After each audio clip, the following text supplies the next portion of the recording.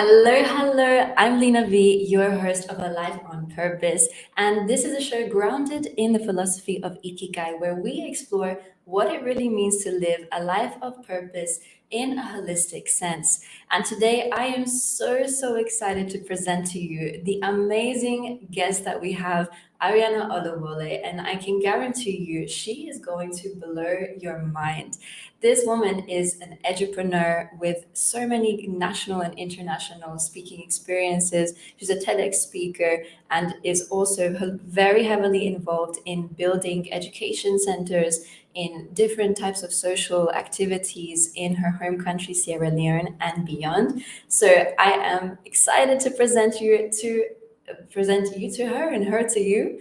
And as well, today we're going to be talking about an extremely important topic, which is how to live meaningfully through or with emotional intelligence. And this is such a key topic. So, Ariana, without further ado, welcome to A Life on Purpose. Hello, Lena. Hello, everyone. I am deeply honored to be here.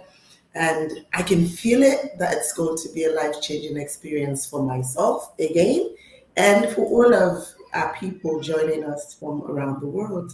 Yes, me too. I mean, we were just talking about it before we jumped on live, and it's just such a purposefully timed topic, I think, where it seems like there's a lot of this like necessity in the world to talk about emotional intelligence and explore what it is.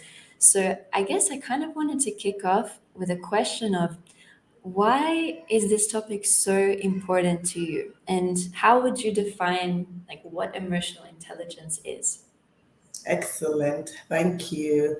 I feel this topic is a holistic one to start with because every single member of society needs to be intelligent, not just in the traditional way, but in how we handle our emotions.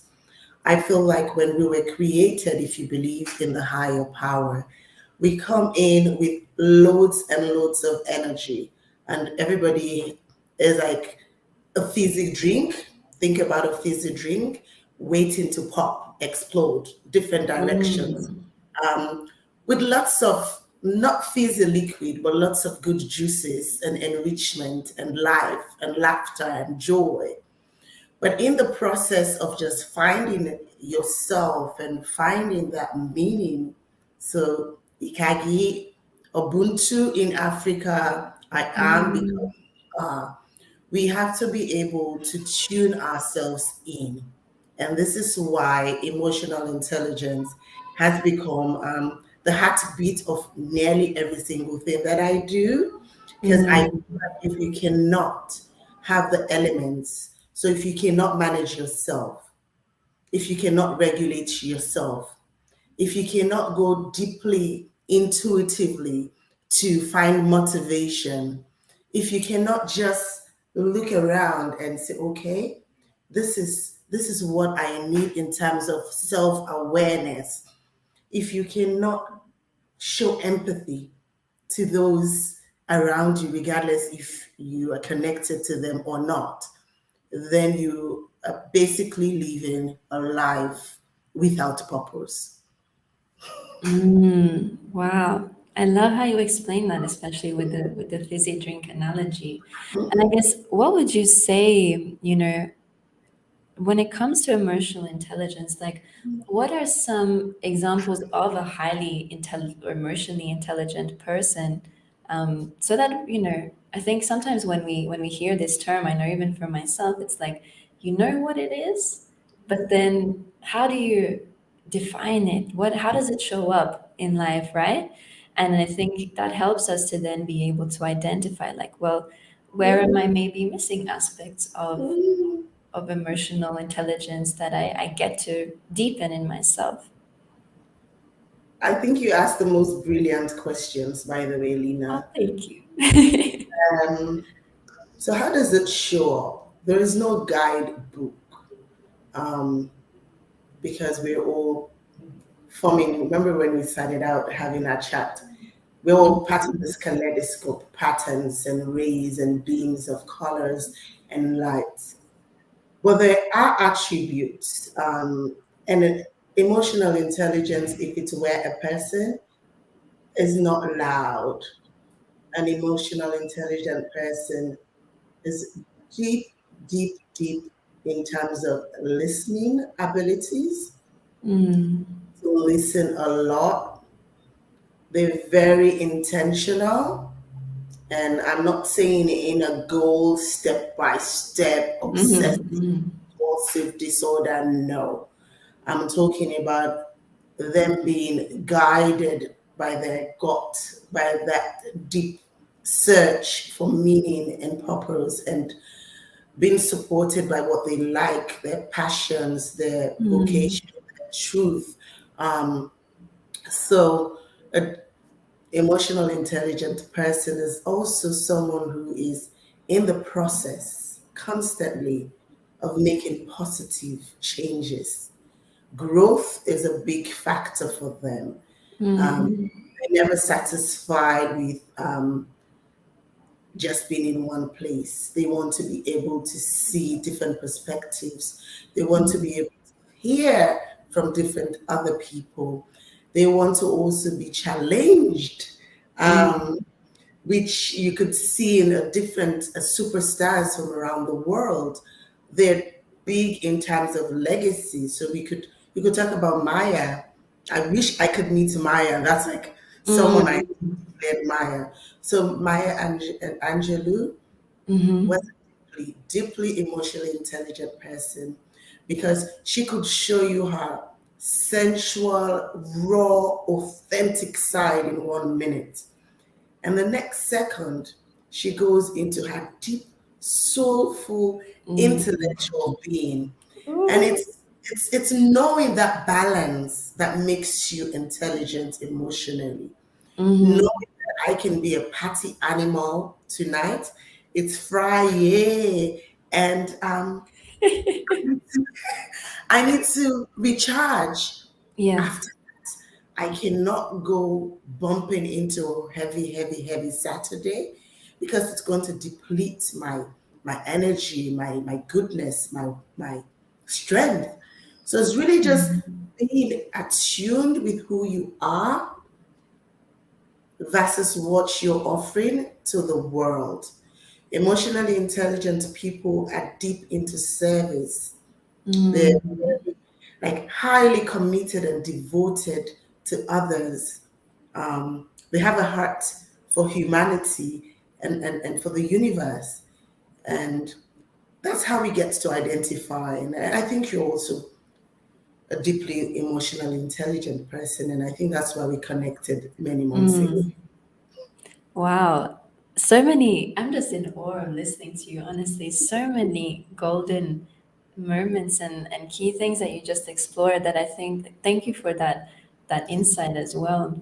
As I was listening to you, I think what kind of stood out to me to summarize is that it really is about being on this journey of learning to understand yourself more and more, right? And I think that it's so important, as you mentioned, to step outside of that kind of modality of thinking that there's some sort of manual, right? Or there's some sort of guidebook or something. Because when we think about the word intelligence, right, very often the first image or kind of just association that comes to somebody's mind tends to be like a book or a school or a rubric, right, of something that I've ticked off all the points like an IQ test, right? Yeah. Whereas from what I'm hearing from you is EQ is really like even deeper. It's like It's that icebreaker. exploratory. It's Mm-hmm. exploratory. It's an adventure. It's Mm-hmm. it's a learning. It's a learning for the learning's sake. Mm. It's So a it, joy of knowing yourself and knowing those around. mm, It's you wow, having a life that's limitless, but with limits. I love that. So on this journey of learning about ourselves, right? I think as you mentioned, there's that key aspect of immersions and allowing yourself to, like Maya Angelou, explore and express the like the whole spectrum of them. And I guess how has your own personal journey been in that sense? Gonna get a little bit deep.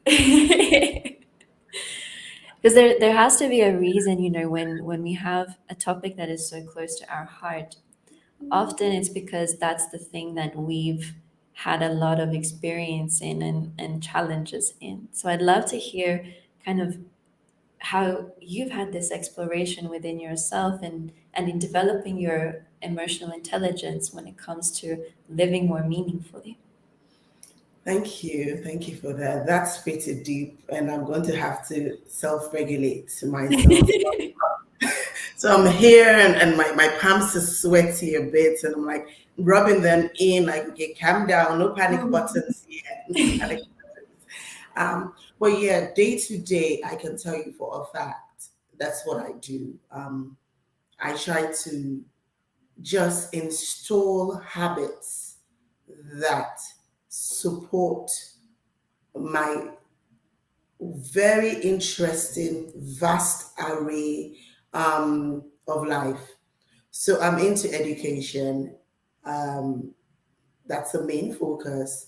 But I work with people also in terms of coaching and self development. And there's a blog, and I'm a mother, and I have friends and a very active social life. So being able to, I don't want to use the word balance because I don't, I don't think we really can balance these things. Being able to just experience what it means to be emotionally intelligent means that there are some days that I have a meltdown, and that for me, it's a checkpoint. It's an alert that's saying, Ariana, you've bitten a bit more than you can chew. It's time to delegate, or it's time to go into your introverted self and rest and recover. I feel that when you have those opposites, that's a constant in life. So the highs as well as the lows, um, emotional intelligence supports you in understanding yourself and how that applies to your environment and to others. So, similarly, I have installed different rituals. I have tons and tons of joy triggers um, that are just in my space, and it brings out the best of emotions even when I'm at my lowest. So, for example, right now, today, I have the butterfly ring. That's my favorite symbol.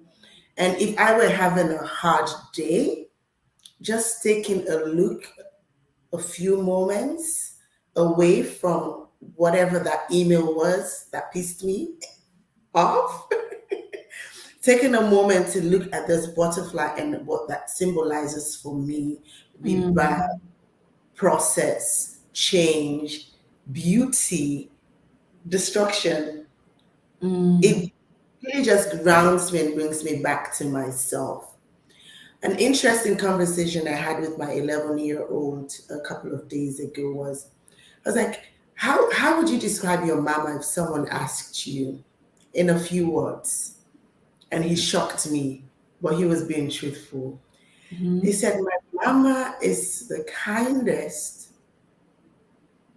very joyful, strictest,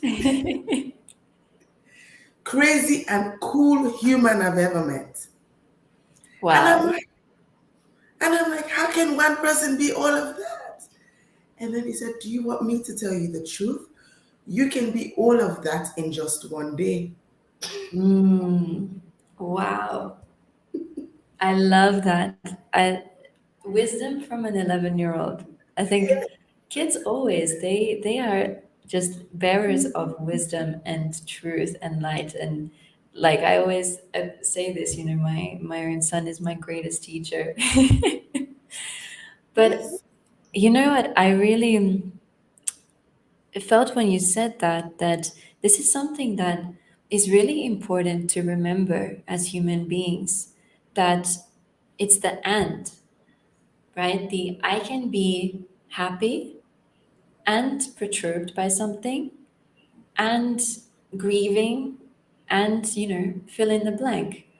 And coming back to your earn exploration and the rituals that you have, like, it's so important, right? And I think you're a living example of that when you embrace all of those parts of yourself, no matter how difficult it is, then it actually leads you to a place that is so much more connected, right? It's like the more connected that you are to yourself, the more connected you can be to other human beings. And like you said right at the beginning, that, a person who is emotionally intelligent, they have this deep desire of service, to serve other people, to be connected to other people. It's almost like there's this divine understanding that it's not actually about me. Yeah. And all of these emotions are part of, yeah, like getting to know myself and getting to know the world, so that whenever I'm faced with, with whatever comes my way, I have like a toolkit. Um, What?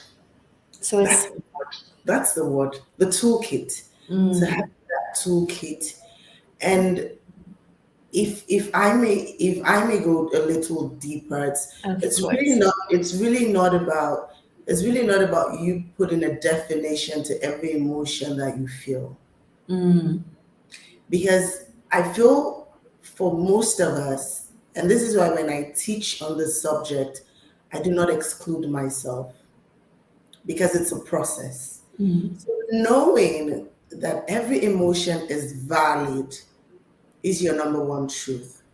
mm, But you do not necessarily need to define every emotion. So, yes, there are periods where you want to name and tame the emotion so you become a better version. But mm, you do not need to have a definition whilst you're going through those episodes, those challenges. You have to look at yourself as a hiker. You have a peak, that's your target. You knew that this journey was going to be sweat and mm, adrenaline and some muscle loss. mm, So, what do? You keep going. When you're tired, you hold on to your reins and you pick up strength. If mm, you are a wise hiker, you do it in groups. You do it in groups, and this is why I'm bringing this analogy, because we often feel that we're doing it alone, and that's not being intelligent. Intelligence, when it comes to emotions, is having that understanding that your higher power, God, has already connected you to millions and mm, billions of other living entities. mm, It's not just your brain, your and your soul for any scenario. It's you leaning into that stranger that you've never ever met, mm, but that has experienced what you're going through. And this is why in the olden days, people would be like, connect with your ancestors, connect with the older mm, folks, tap into their energies. And I know it's sounding crappy, but made a lot of sense, because mhm, tap into that without even processing it a lot. You get to tap into their intelligence. You get to mm, look at how they handle certain situations. You get to observe their behaviors. And when we're observing behaviors, remember our favorite muse is our children, right? Most of the things that our children learn, we don't tell them. They just look mm, at us and they absorb and they learn. So this is how, when you're connected with the right people, when you have a good circle, when you have a circle that is diverse and interesting, mm. So we're sometimes so limited in how we connect. We want to have like BFFs and then that's it. But then you're limiting your intelligence when you do that. So you have to have your different circles of interest and love and joy. And the more you broaden and knowing the levels of connection, the deeper you go into becoming more intelligent and this is where the courage comes. This is where the vulnerability comes. This is where the intelligence is. Because you've been courageous enough to just reach out to a stranger and you're like, I need help. And that stranger could be a therapist. Wow, what an insight. For anybody who just joined in, I hope that you watch this on the replay and are taking notes, because I love just the simplicity and the depth of how you explain that. And I guess a really key question I would love to have your insight on is, from the work that you have done in helping people enhance their emotional intelligence and live more meaningfully and be more connected, what would you say are some of the key like blocks that appear in people who have, some, let's say, some challenges in connecting with others, or in connecting to that deeper sense of intelligence and really allowing themselves to experience that full spectrum of emotions? I don't know where you're getting these questions from. Maybe you did some You. meditation before this, but keep it coming, keep it coming. So, to your question, in terms of the blocks, the number one block that I have seen, and this is with no judgment, but lots and lots of love and respect, has been ego. A lot of times, and more so with those people who are intellectually sound, um, who are book smart or street smart, um, they come in already with loads of armors like protection and defense. And the Mr. Know All or Miss Know All attitudes installed. So most times after a session or two, if the ego is, let's say, really, really high, it becomes a challenge because you cannot have a good awakening without stripping yourself. And that for me has been the number one. Ego, pride, as some may call it. Another blocker, and maybe my aunties wouldn't like this. Another blocker has been religion. So, especially in my part of the world, um, deeply religious people, and they have all of these philosophies that show up at certain times of the year and certain days. Sundays for the Christians, Fridays for the Muslims, but you don't see that influence in their day to day. Whereas I identify with being a Christian, but I keep telling, especially those closest to me, that one of these days I might not even write that down. I'll just be, I'm a spiritual person. Because religion stops people from having a great and meaningful life.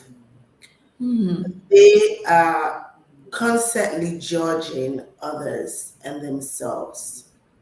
They are constantly trying to put up a facade.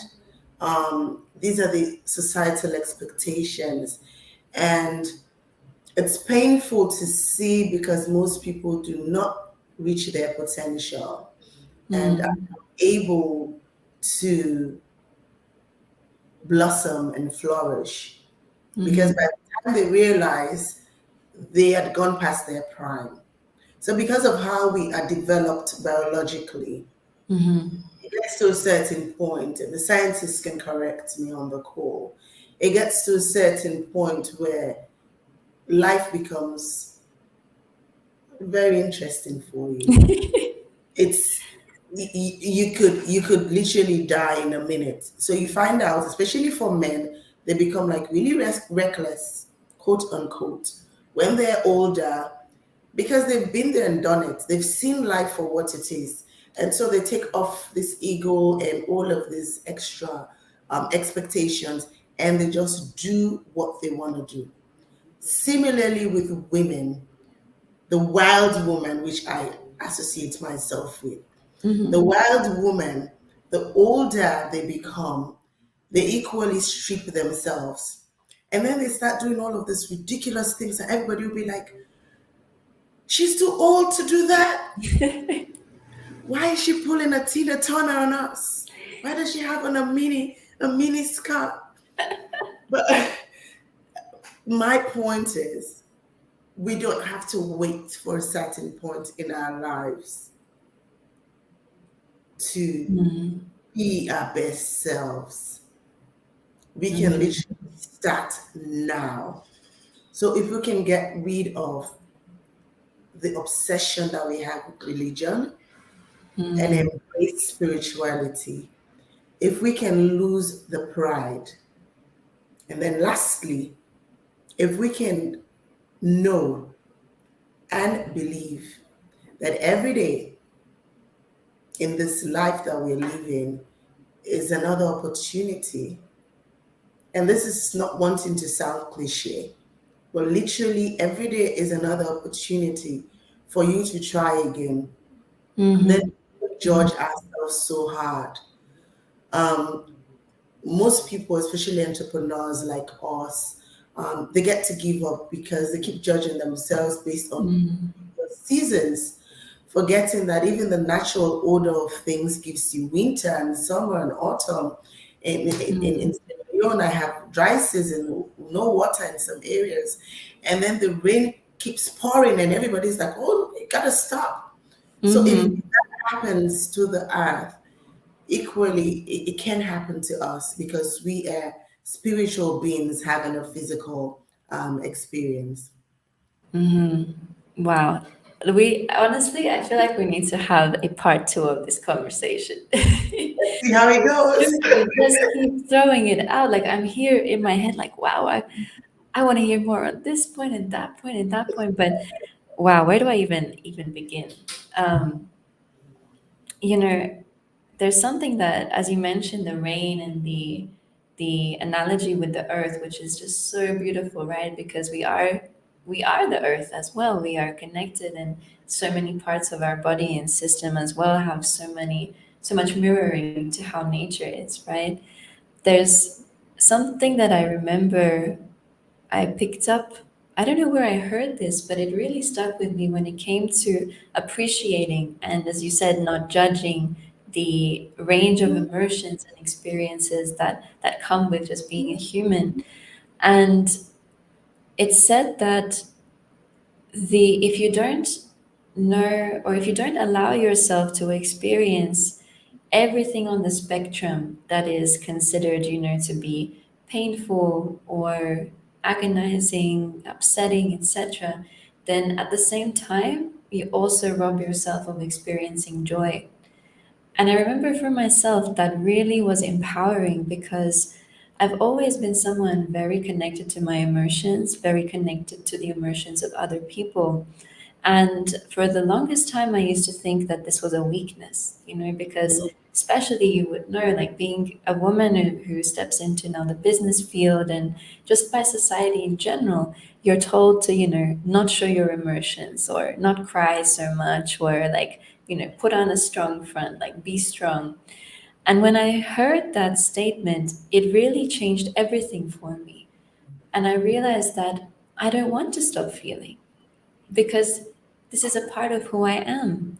And when I shut myself off of trying to feel these really strong, waves of life that came and the turmoils and the challenges, then equally I found that I also stopped enjoying my life, where I stopped being able to truly feel the other side of the joy and the love and the elation. And I think what stood out to me from what you said and why I bring that up is just something to consider, I think, for anybody. If you're kind of maybe stuck in fear of dropping the armor and you're scared of that, to know that it's how life flows and we can't have one without the other. And as you said, we're spiritual entities here to have a human experience. But I wanted to kind of, I guess, zoom in on that point you talked about with the armor and the judgment. How do you think somebody who, let's say, wants to, they kind of know that their life isn't as meaningful and they're not as fulfilled as they would like, but they don't know where to start, and maybe they're carrying a lot of armor and judging themselves. What would you say would be a good place to start, or a helpful place for them to start exploring that a little bit more, to drop that judgment and to be able to tap in deeper? Again, I would love the question and bless the question because it's a hard one, and I hope I do it justice. Um, a lot of people and all of us, even with my years of work, I still have armors in certain aspects of my life that appear from nowhere, Mm, um, or I become intuitively connected to see that, okay, you're having these blockages because you're being very defensive in this particular aspect of what you do or how mhm, you fit with certain people. So it takes a lot of work and time and patience. mm, And I would start by saying that the person needs to be able to establish what their frustration levels are. So, how easily are you frustrated? What makes you mhm, frustrated? Um, who can get on your nerve? What gets on your nerve? So, you have to be able to do a list. mm, I like lists in this perspective, and this is drawing me into that toolkit we talked about. mhm, So, journaling. So, you need mm, to face yourself, your truth, your demons, if you want to call them that, right in front of the mirror. So, what mm, are your joy triggers and what are your pain triggers? What makes you deeply unhappy? And you could segment.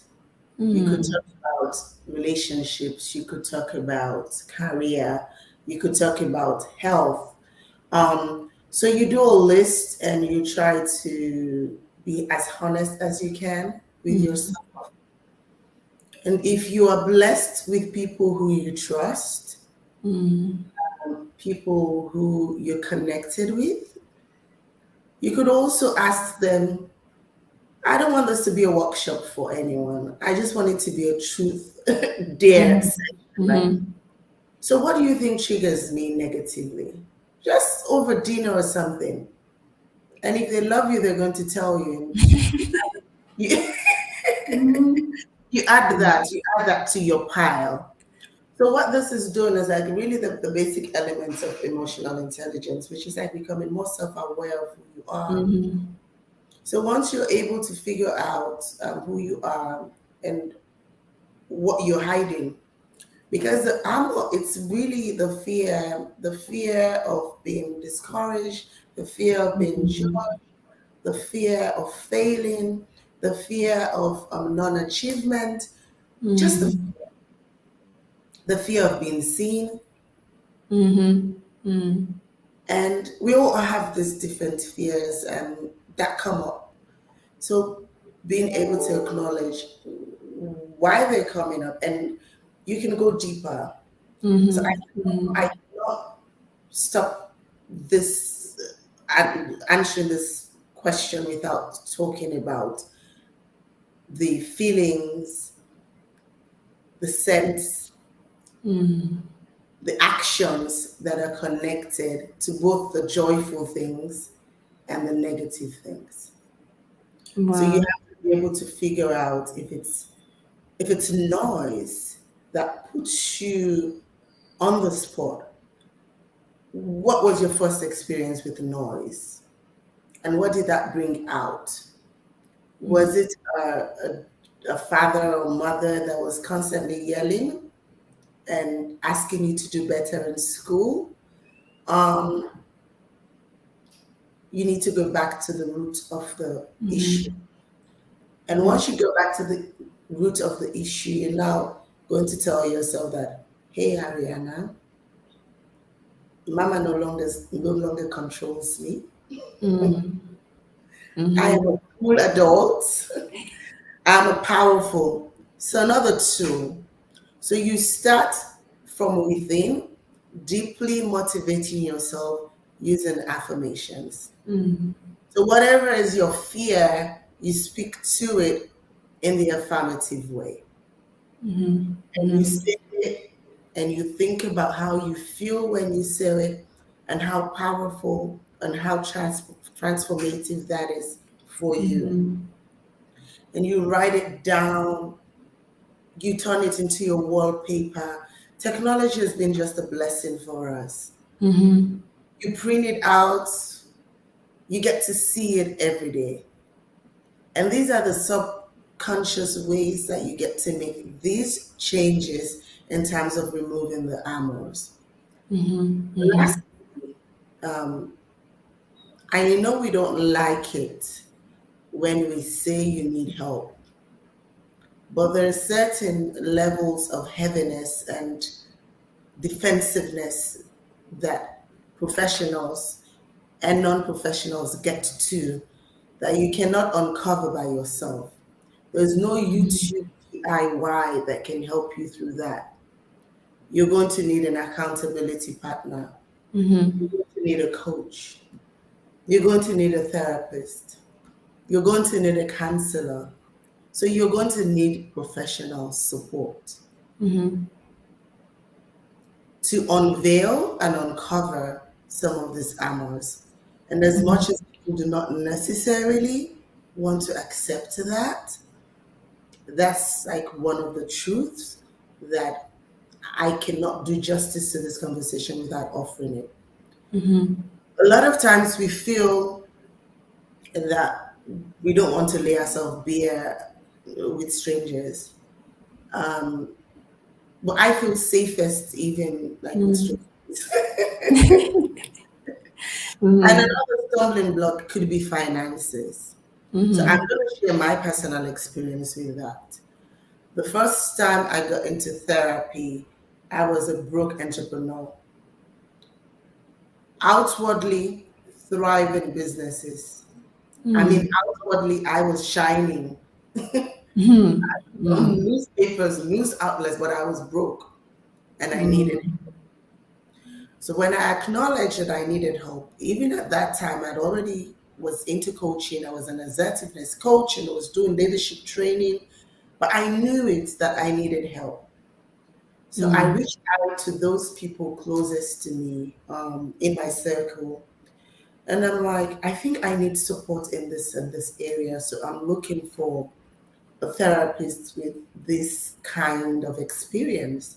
And I deliberately reached out to them rather than going to Google because I knew that the first question would be like, well, why are you telling us? And I smiled and like, because I can't afford it right now, but I know I need it. So two things happened. I got a therapist that was connected with someone that I know. And I got like a great rate, like ridiculously low rate. That was one thing that happened.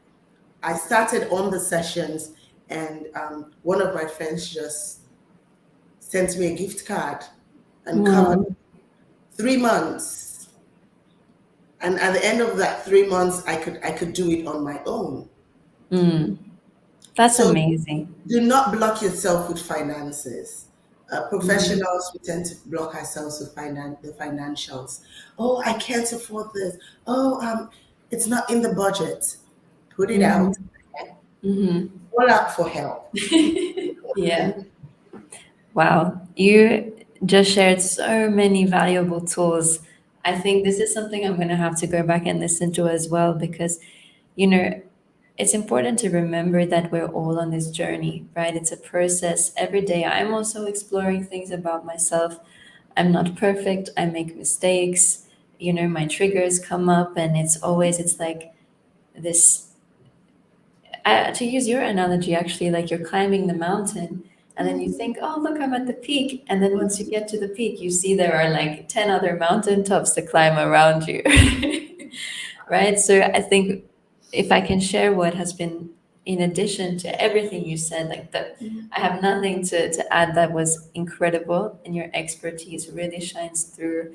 And thank you for your vulnerability as well. I think I definitely know when I've been in moments like that, like asking for help, it's just the weight off your shoulders because you think you're the only one. You think you're by yourself. That fear of judgment's gonna come up, right? And then you realize that it's never as bad as you think, and people actually appreciate it. And then people say, "Hey, you know what? Actually, this is going on for me too."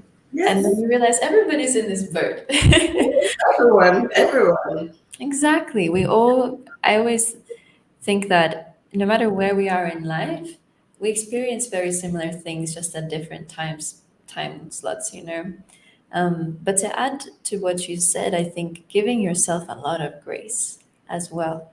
Yes. Like give yourself grace for even embarking on this journey because it's not an easy one. But to finish up, even though I really don't want to, but I want to always honor your time, and I'm sure that we will connect and explore this a lot further in the future. But I wanted to So, ask you the question, for you, Ariana, what does it mean to live a life on purpose? I think it's really just Ikaji for me. I think it's about a life that's in synergy with the beliefs that I have exalted, not what people expect of me. So I have a creed for work, I have a creed for family. And one of the things that show up in family, it's adventure. And that's ridiculous for the traditional family. Like, who wants adventure? But that's important. Um, so life that's in synergy with my belief systems, with what I love, um, what I'm good at.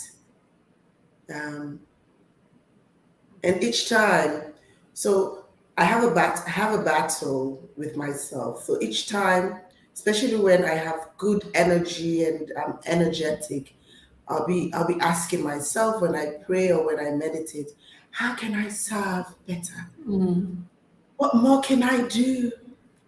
And then the blessings, the opportunities, the connections, boom, boom, boom, boom, boom. And I'm like, okay, you got to slow down there. So living every day as if it's your last. Because literally it could be that. I'm not trying to freak Wow. anyone. Living your life as if you were at your funeral. What would they say about you? Ooh. Living your life as if you are the painter with an empty canvas, but you've been instructed to start painting but not finish it. So, legacy, what are you leaving behind for others? What are your footprints? And I get goosebumps when I talk about this time. Because for each project for me, it's like, so the technical term is like, how can we make it more sustainable? Well, that means how can we make it less Ariana Wow. and more the mission of this project? So for Wow. me, even a life of purpose, it's not one thing, it's all of these things in synergy. So how can I serve? How can I leave legacy? How can I be joyful through the painful periods? How can I acknowledge pain and give it respect, but go through that anyway? Wow. You heard it right here. Just, Ariana, you are incredible. You are so impactful, and live every day as your last. It sounds cliche, but there is truth to it, right? And those are questions I'm definitely going to reflect on again, because sometimes we need those reminders, right? Of, am I doing everything that fulfills me? And it sounds like the more we discover and we explore this aspect of our emotions and ourselves and who we are, the more we realize that it's actually less about us and more about other people and the world and our legacy, as you said. Yes. So I want to thank you truly with my whole heart for this amazing conversation, for the depth, for the vulnerability that you bring, just the magic. I can feel it, like I have actual goosebumps as Me well too. on Me my too. arms. And I think we all felt your energy and your impact in this interview today. So thank you so much. And I know that we'll be back soon in some way, shape, or form. Thank you, thank you, thank you, thank you from Salone. So it's been a See you blessing. soon. Bye bye. So, thank you so much for tuning in to A Life on Purpose. You heard it right here from Ariana Oluwole. Talked about how to live a meaningful life with emotional intelligence, why it's important, what are the blocks that hold us back, and how we can work through them and start our journey to living a more purposeful life. So, if you want to explore more from Ariana and see all of her beautiful content, explore her TED Talk, which is about a holistic approach to education, then check out the links below in the description box and stay inspired. I will see you very soon on another episode of A Life on Purpose.